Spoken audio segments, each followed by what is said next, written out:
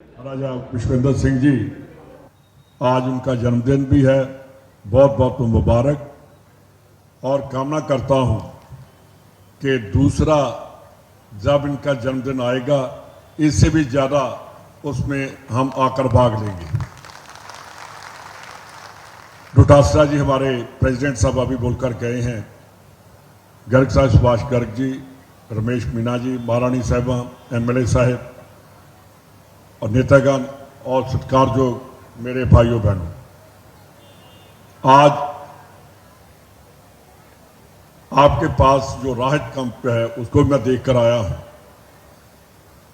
और सबसे ज्यादा मेरे को खुशी इस बात की है कि जो राजस्थान की गवर्नमेंट ने वादा किया था वो गारंटी के साथ हमने पूरा कर दिया कि ये आपको हमने दे दी, कि हमने गारंटी जो की थी, जो वादा किया था, ये आपको वापस कर दिया।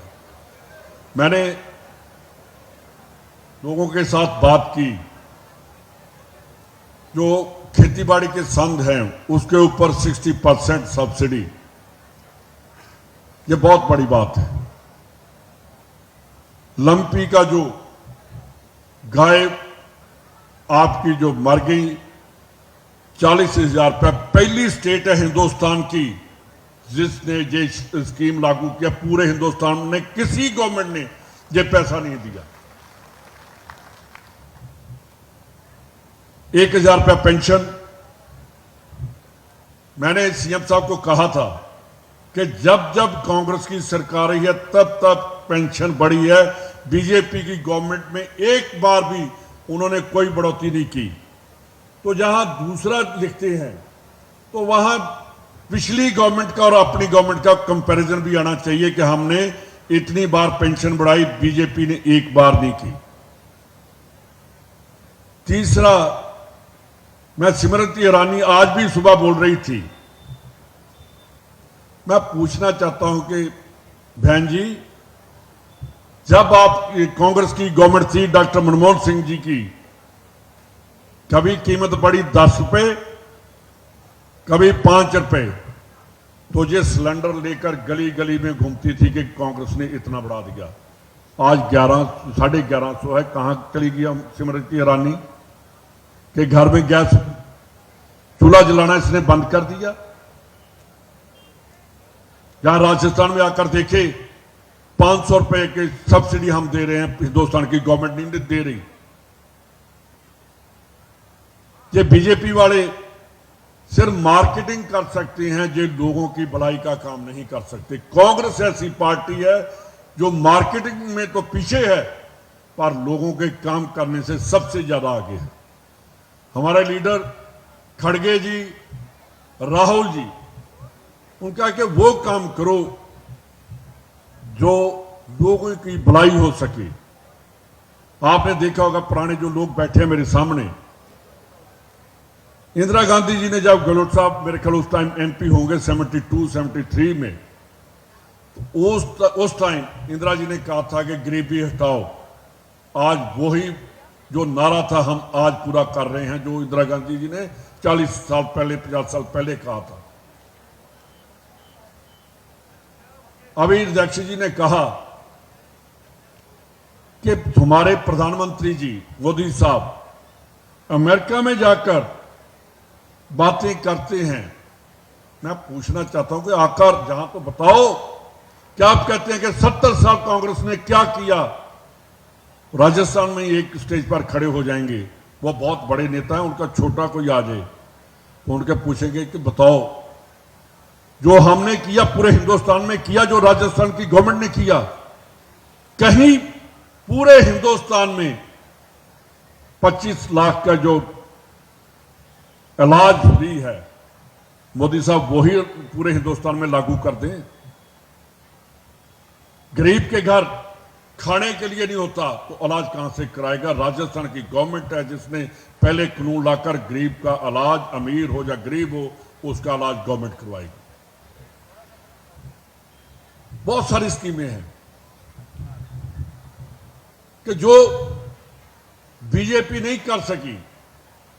वो कहते हैं कि हिंदुस्तान तभी बच सकता है अगर बीजेपी रहेगी। मैं कहता हूं कि हिंदुस्तान तब बचेगा जब गरीबी हटेगी। सबसे पहले हम हिंदुस्तान की किसानी, जवानी, इनको बचाना होगा, फिर हिंदुस्तान तरक्की करेगा।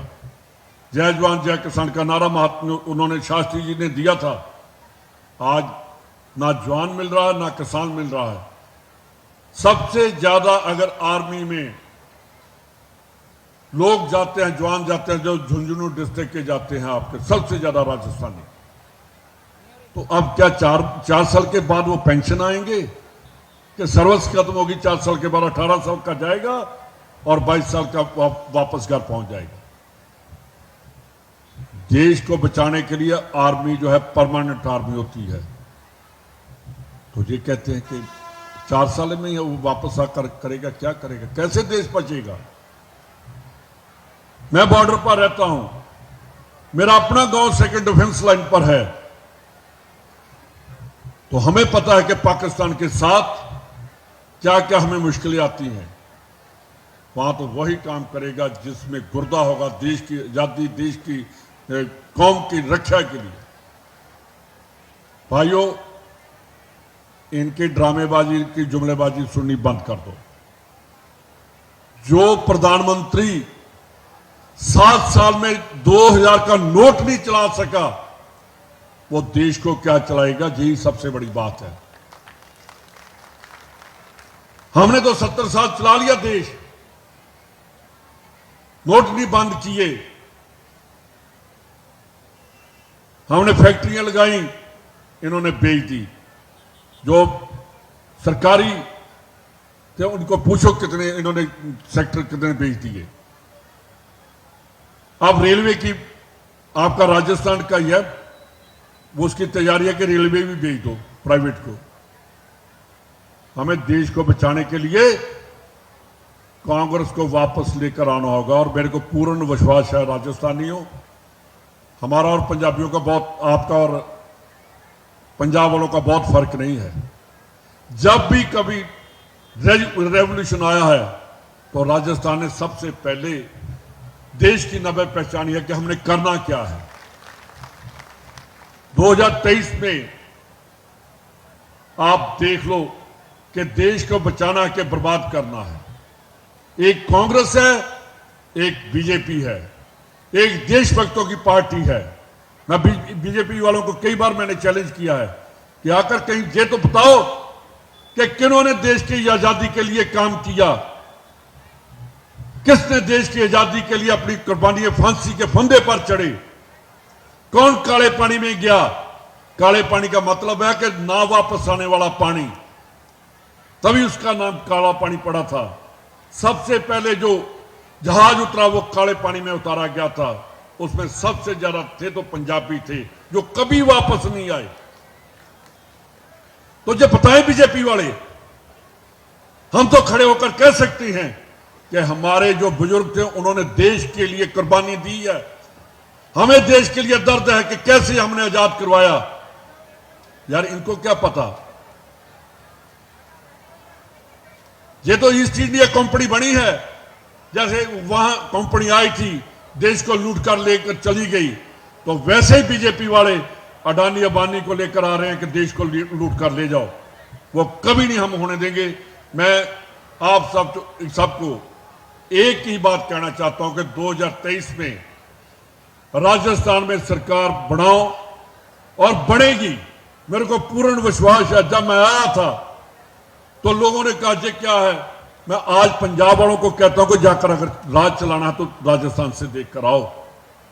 मैंने असेंबली में भी कहा था, हमारे चीफ मिनिस्टर जहां आए पंजाब के गंगानगर में, तो मैंने वहां प्रेस वालों ने मेरे से पूछा, मैंने कहा यार जाकर वहां देखो।